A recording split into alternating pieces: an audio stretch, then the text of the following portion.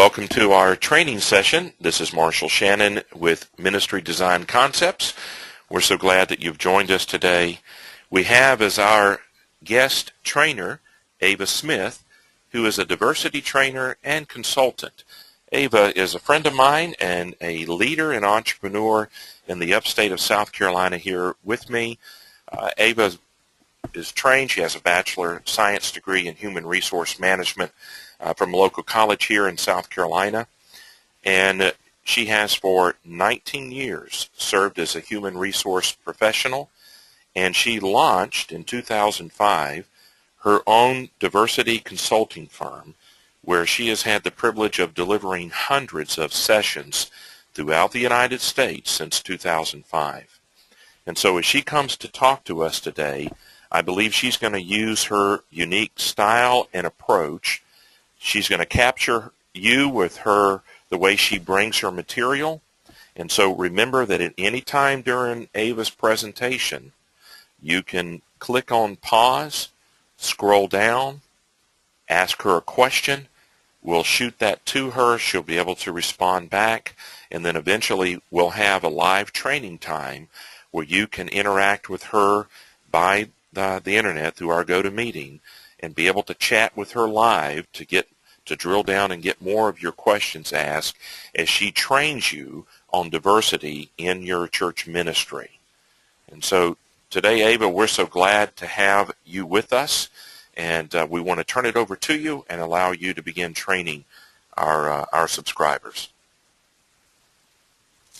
Thank you, Marshall. I'm really excited to be assisting ministries. I love the topic of diversity. Even more so, I love helping organizations see how to apply diversity as a solution. I think that the best thing for us to do is to start off with defining diversity. A lot of people assume that they know what diversity is, or they may hear a term somewhere down the line and they really don't know exactly what it means. I like to dispel myths and make sure that you have the formal understanding of what diversity is. So in our session today, the objective is to define terminology that is typically used when discussing diversity and inclusion. The words that we're going to review are diversity, culture, cultural awareness, race, ethnicity, ethnocentrism, and multiculturalism. When we look at the word diversity, a formal definition would be that it is an appreciation of similarities and differences resulting in the ability to leverage the talents of all people to achieve a common purpose. So when you look at diversity in that sense, it does not drill down to just visible differences. It can be things that are internal, and we will go over that in a future session. But basically, it is an opportunity to see where we're similar and where we're different, and decide how we'll leverage the two to reach a common purpose and even exceed some of our goals at times. Culture, or culture, as they say in New Jersey, it is a shared set of norms, values, attributes, and rituals. Culture happens when there are two or more people. It just kind of dictates what's the normal for them, the things that they value, the attributes and the rituals that they honor. So when you think about culture, it doesn't necessarily have to be anything that's tied to a certain region or a certain ethnicity. If you have two people that do normal things, quote unquote, if you have two people that share the same values, if you have two people that share the same attributes, or if they go through daily rituals, what time they get up, what time they go to work, what TV shows they prefer. All of those things define what a culture is. Cultural awareness, that is the ability to examine and appreciate differences without judgment or the expectation of assimilation. It often results from the repeated exposure to people of quote-unquote other cultures. In a nutshell, I want to just I guess put it in layman's terms, it's basically the notion that you are very aware that there are people and places and ideas and standards that are different from what you are used to, and you have the willingness to actually examine those differences and appreciate what those differences are. The key phrase when you talk about cultural awareness is without judgment.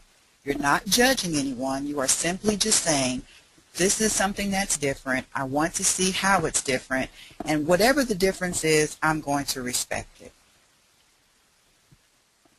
The next term that you hear a lot is race.